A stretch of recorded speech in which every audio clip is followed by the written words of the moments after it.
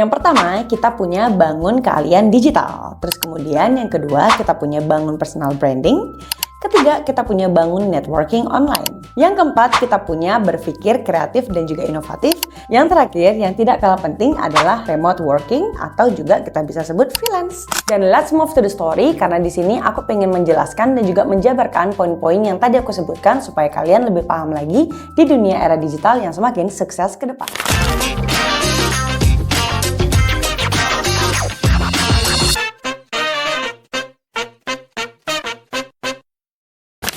Halo everyone, welcome back to my YouTube channel. Diki Rahmawati. Seperti biasa kita akan ngebahas terkait dengan professionalism dan juga personal mindset hanya di channel ini. It has been a while, kayaknya udah lama banget nih kita nggak ada shoot dengan konten yang baru dan untuk peremajaan dari konten yang kita punya. Tapi di sini aku pengen ngebahas dulu nih gimana nih kabar teman-teman. Udah lama banget kan kita nggak say hi.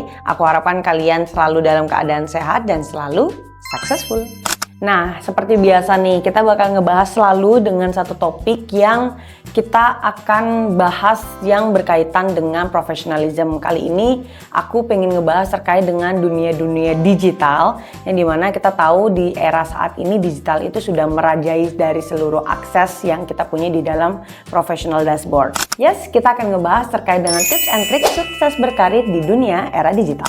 As we know that berkarir di era digital saat ini itu banyak banget menawarkan peluang-peluang yang menarik. Tetapi di sisi lain juga ada yang namanya tantangan-tantangan yang berbeda dengan dunia konvensional yang kita bedakan di dunia era digital sekarang. Nah, biasanya tantangan-tantangan yang sering di facing itu adalah berkaitan dengan professional dashboard, kemudian tools, kemudian feature, dan lain-lain yang dimana kita sebagai orang yang mungkin agak cukup kudet, termasuk aku juga sebenarnya, harus mempelajari hal-hal yang baru yang dimana kita pun juga harus bisa adapt di dunia yang baru itu. Nah, berikut adalah beberapa summary tips and trick yang bisa kalian lakukan dengan aku juga untuk bisa sukses dalam berkarir di era digital. So, let's move to the topic.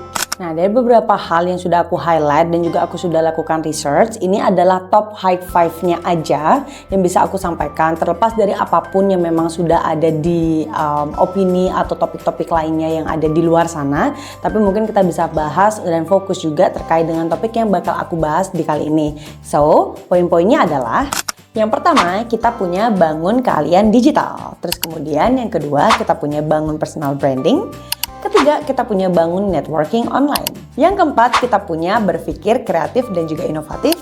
Yang terakhir, yang tidak kalah penting adalah remote working atau juga kita bisa sebut freelance. Dan let's move to the story, karena di sini aku pengen menjelaskan dan juga menjabarkan poin-poin yang tadi aku sebutkan supaya kalian lebih paham lagi di dunia era digital yang semakin sukses ke depan.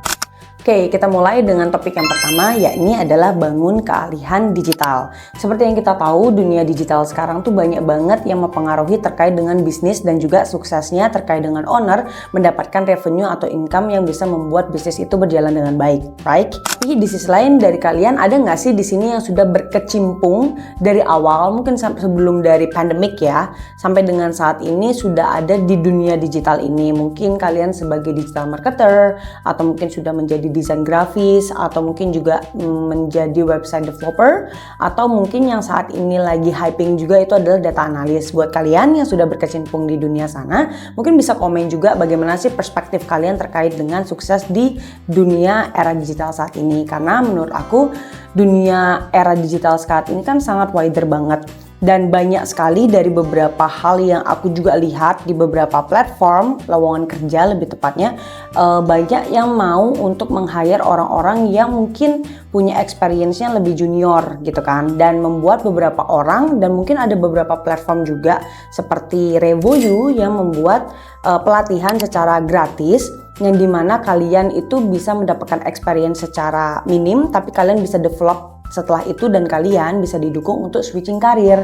Nah, kenapa hal ini tuh sangat aku pengen bahas, karena setelah dari pandemik kita juga nggak bisa memungkiri bahwa dunia digital itu kan sangat mendominasi, terlepas dari ada beberapa posisi yang memang belum bisa untuk didigitalisasikan, tapi ada beberapa posisi yang menurut aku bisa banget kalian pelajari secara mudah tapi dengan konsisten yang kalian dimana bisa mendapatkan cuan-cuan atau benefit-benefit yang dimana kalian tidak perlu lagi bekerja 9 sampai 5 atau 6 dan kalian bisa kerja di mana saja. Nanti kita akan bahas juga di beberapa topik yang berkaitan dengan freelance. Nah, yang kedua, tadi aku kan ngebahas terkait dengan bangun personal branding kalian. Nah, kenapa aku menyarankan juga untuk poin ini disebutkan? Karena di dunia era digital sekarang, siapa sih yang nggak buat konten? Siapa sih yang tidak nge-like untuk konten atau merepost terkait dengan konten sendiri? Nah, kalau dari aku kenapa menyampaikan ini? Karena kalau menurut aku sendiri, karena aku juga lakukan ini dan mungkin harus banyak stage yang harus aku laluin sebagai kita sebut yang namanya proses.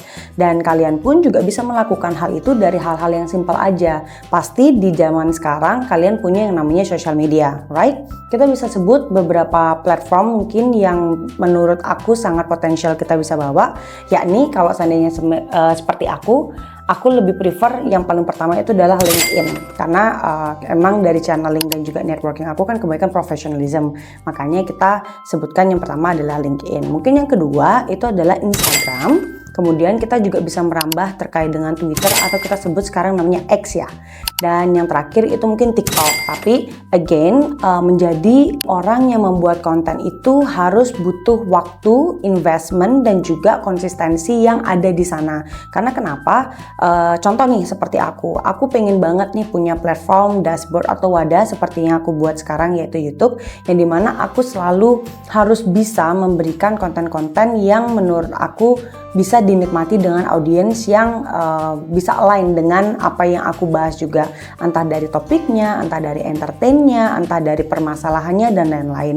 Tapi mengerucutkan hal-hal tersebut itu kita juga butuh kesabaran juga untuk bisa membuild terkait dengan personal branding kita supaya lebih matang lagi. Jadi menurut aku itu satu hal yang bisa kita mulai secara mudah. Kita nggak perlu untuk menjadi content creator yang harus menggunakan aset segala rupa, tapi mungkin dengan hal-hal kecil, dengan menggunakan handphone, kemudian juga bisa mematangkan terkait dengan topik yang kalian bahas dan lain-lain. Jadi menurut aku semangat untuk membuat personal branding kalian, dan jangan lupa juga untuk membuat terkait dengan portofolio online, dimana mungkin kalau seandainya ada brand-brand yang bisa berkolaborasi atau bekerja sama, kalian juga punya data yang bisa diberikan ke mereka untuk bisa dijadikan satu platform yang mencuankan juga ujung-ujungnya. So, good luck for kalian.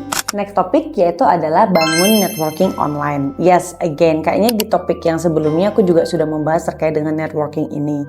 Karena menurut aku sekarang itu kita sangat dipermudah banget lagi dengan adanya social media yang bisa membuat kita tuh bisa berjejaring atau berkoneksi dengan orang-orang yang bahkan kita nggak pernah terfikirkan untuk bisa connect gitu. Misalkan nih aku open platform terkait dengan Facebook group, terus kemudian aku lanjutkan dengan adanya LinkedIn dashboard, terus kemudian aku lanjutkan juga dengan adanya social media Instagram atau TikTok gitu misalkan. Jadi dengan keyword-keyword tertentu aku bisa berkoneksi dengan beberapa komunitas atau mungkin beberapa orang yang pengen aku ajak untuk berkenalan atau berkoneksi juga, yang dimana kita bisa lanjutkan dengan beberapa hal action setelah itu. Nah, itu yang aku maksud dengan networking online yang sangat efisien di zaman atau era sekarang. Jadi aku harapkan teman-teman juga nggak malas untuk bisa berkoneksi, karena hal itu sangat penting buat kalian. Karena kalau seandainya kalian butuh sesuatu atau mungkin kalian juga bisa menjadi orang yang berkolaborasi bareng, itu bakal menambah exposure kalian. Jadi sekalian semakin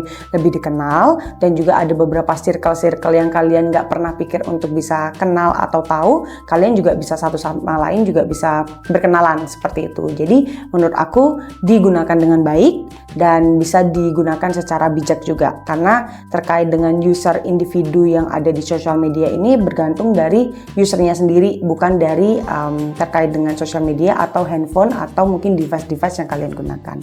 So, good luck for networking. Poin yang kelima, ini yang paling penting karena ini sudah executing terkait dengan pekerjaan, yakni adalah remote working atau kita biasanya sebut juga freelancing. Poin yang tadi nomor 4, kalau teman-teman masih ingat, itu berkaitan dengan networking kan. Nah, kenapa networking juga sangat penting kita sambungkan di poin yang saat ini, itu adalah poin yang dimana kalian bisa berkoneksi dengan calon klien contohnya, karena kita tahu bahwa di dunia yang digital saat ini banyak banget orang-orang yang lebih memilih untuk bekerja secara freelance. Kenapa? Dari beberapa hal atau mungkin searching yang aku lakukan itu dikarenakan adanya flexibility, karena zaman sekarang orang tuh agak males sebenarnya kalau seandainya bekerja di work from office, kemudian jamnya juga sudah ditentukan, entah itu shift atau memang mungkin jadi dari jam 6 sampai dengan jam 5, dan itu membuat orang-orang apalagi di dunia kreatif yaitu cukup hal yang membuat pressure, karena kreativitas itu kan kita tidak bisa tentukan dari jam kerja itu sendiri, tapi bisa jadi mungkin dilepas dari jam kerja, orang-orang kreatif itu punya dan memiliki munculnya ide-ide kreatif yang bisa dieksekut di departemen itu sendiri. Makanya dari networking kalian bisa bertemu dengan calon klien kalian dan kalian juga bisa lakukan kerjasama di sana, entah terkait dengan agreementnya itu adalah freelance, full time atau part time. Tapi di sisi lain kalian bisa tuh mencuankan dari hasil networking online kalian itu sendiri. Tapi dari aku sendiri memang sangat meng-highlight again terkait dengan efisiensi dan juga productivity, karena dari beberapa poin yang aku lihat di teman-teman yang bekerja secara freelance ya, kadang hal yang sangat menjadi feedback untuk kalian itu adalah bagaimana cara kalian bisa mengatur terkait dengan manajemen kalian sendiri sih, entah task, entah time, entah bahkan people kalau seandainya kalian sudah sebagai leader kayak gitu. Jadi menurut aku bisalah kita mewawaskan diri kita bahwasannya kalau seandainya kita sebagai freelance kita juga punya tanggung jawab, even flexibility yang diberikan itu juga jauh lebih besar daripada kita menjadi orang yang full time dan bekerja di kantoran. Jadi menurut aku good luck untuk mendapatkan cuan-cuan dari hasil networking kalian dengan bekerja secara remote working atau juga sebagai freelancing. Nah, itu dia poin yang memang aku sudah sampaikan ke kalian. Aku harapkan tips and trick itu bisa dilakukan dan kalian bisa langsung mengeksekut langsung. Tapi ada satu hal lagi nih yang sebenarnya aku pengen highlight juga berkaitan dengan keseimbangan hidup atau work-life balance. Kita tahu bahwa akhir-akhir ini mungkin beberapa tahun terakhir kali ya, work-life balance ini adalah topik yang selalu digunjang-ganjingkan dengan adanya jam kerja atau flexibility dalam dunia kerja itu sendiri. Jadi menurut aku kalau teman-teman sudah mendapatkan pekerjaan either memang itu remote working atau freelance, yang paling aku sangat highlight itu terkait dengan bagaimana cara kalian untuk mengatur tugas-tugas kalian secara efisien dan juga produktif. Karena kenapa? Kalau seandainya kalian belum bisa untuk mengatur waktu kalian, kalian sendiri yang akan kena impactnya. Dengan cara apa? Dengan cara yang mungkin kalian bakal dapat terkait dengan pressure, bahkan deadline-nya juga cukup overdue. Jadi membuat kalian cukup stres untuk menyelesaikan tas-tas yang dimana sebenarnya kalian bisa sesuaikan dengan plot deadline yang sudah disediakan. Cuman karena kitanya sendiri yang dalam tanda kutip quote unquote adalah tidak mau untuk secara selaras menyelesaikan tugas dengan sesuai deadline, membuat kita lebih stres untuk bisa membuat deadline itu terpenuhi, dan dari sisi kita pun juga merasa bahwa kita tidak bisa memenuhi KPI atau standar yang memang diekspektasikan oleh perusahaan. Jadi kalau seandainya kalian pun ada di kondisi seperti ini, pikirkan terkait dengan fisik dan juga mental kalian juga, karena bekerja freelance itu kan pasti dan biasanya ya itu pasti lebih dari satu atau mungkin lebih dari beberapa klien gitu, dan kalian harus bisa banget nih bagaimana cara memapping tas-tas kalian supaya bisa terdeliver dengan baik. So buat kalian itu aja dari aku untuk saran dan beberapa hal-hal yang berkaitan dengan dunia era digital lainnya. Oke, kita sudah di penghujung video kali ini. I would like to say thank you very much buat teman-teman yang sudah menantikan dan juga menonton video ini sampai akhir. Aku nggak capek juga untuk mengingatkan kalian jangan lupa untuk like, comment, share, dan juga subscribe di channel ini supaya kalian nggak ketinggalan video-video menarik diskusi bersama lainnya bareng aku di channel ini. So, thank you so much. Bye!